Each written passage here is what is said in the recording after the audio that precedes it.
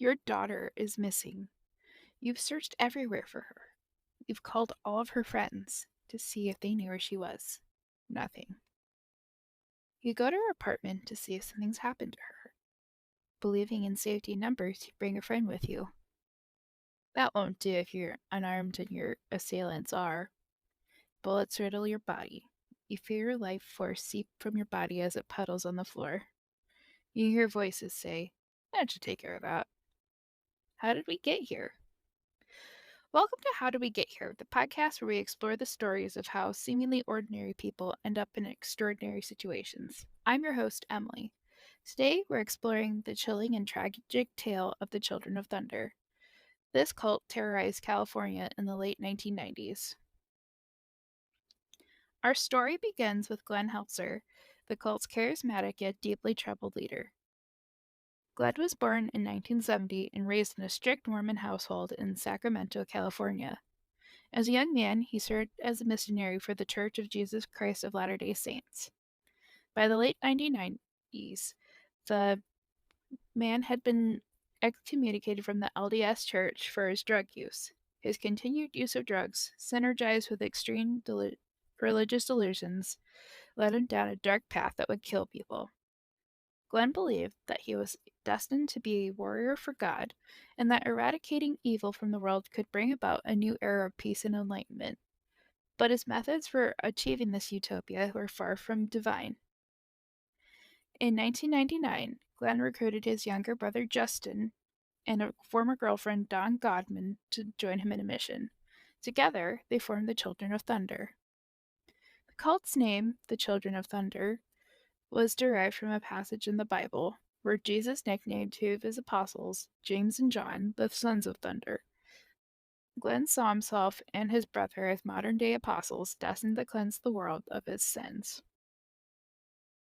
Helzer came up with a list of beliefs called the 12 Principles of Magic. 1.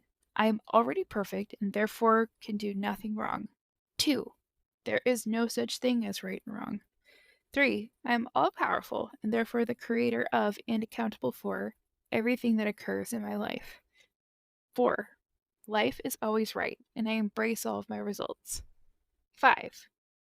All of my results I have created or learned from are to be learned from at some level. 6. I know nothing, I believe nothing, I simply perceive without fear. 7. It is no concern to me how accurate or inaccurate my perceptions are, and therefore I am always right. It kind of sounds like someone's belief in alternative facts. 8. Unconditional, fearless love is the most powerful force in the universe. 9. Spirit no. 10. I gain total control by losing all control. 11. Life is such a precious gift, and when I give back to life, immediately life gives more back to me. Therefore, I am forever in its step. What goes around comes around. 12. There is a higher power than mine, and that is my Savior, Jesus Christ, the Son of my Father. Helser also believed in the principle of blood atonement.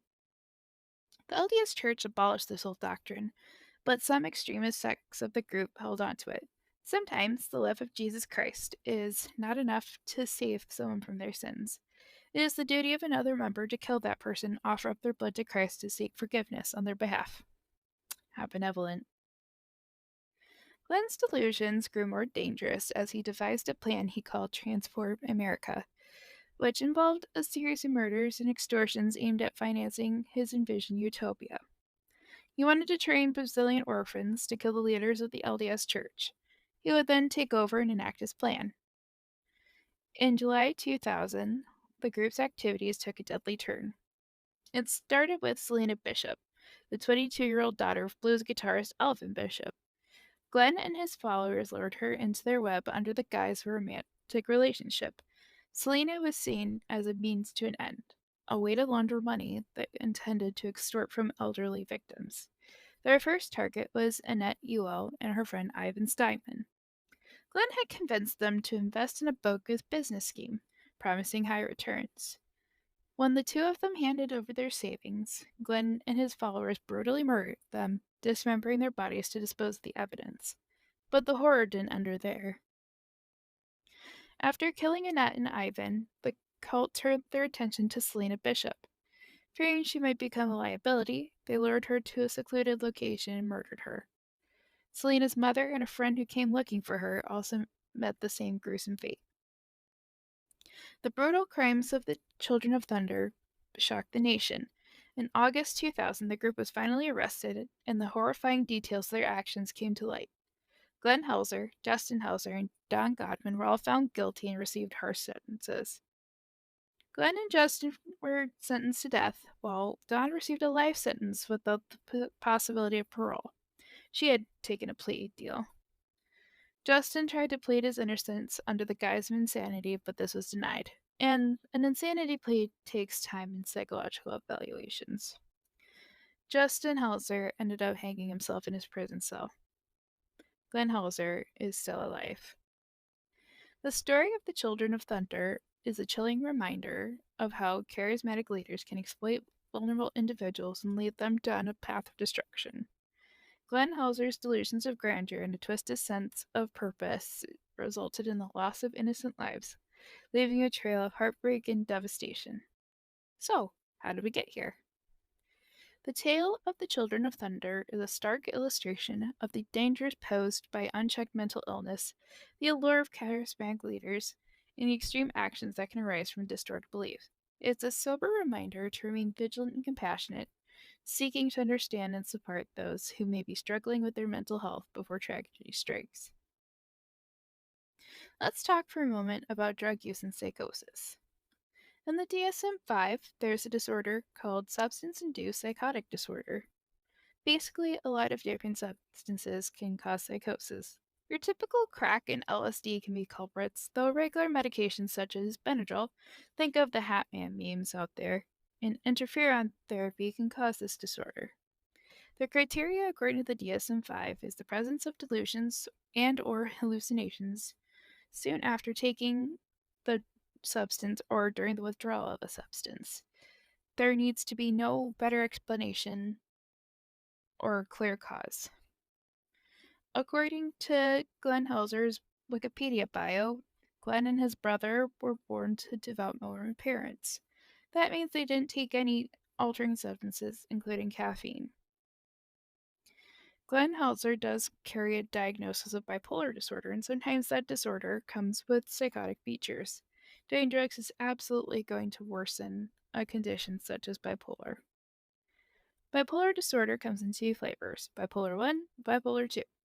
What we typically think of when we think of bipolar is bipolar 1. This is a mood disorder characterized by fluctuations in mood between high and low. And, those periods can each last about 2 weeks. But I just want to clarify, you being happy 1 second and sad the next is not being bipolar. If you're bipolar, you're going to spend 2 weeks maxing out your credit cards because you're buying things for all your friends. Then you're going to be applying to medical and law school, and you're not going to be sleeping or eating because you have so much energy. The next 2 weeks, you're just going to feel awful. You're not going to have any energy. You're going to have a low mood and no appetite. Just feel like shit about yourself. The severity of this disorder can affect your ability to hold down a job. Glenn Heltzer had to stop being a stockbroker because of this disorder. Best treatment for this disorder is lithium to manage your moods and safety planning to avoid harm during those high moments.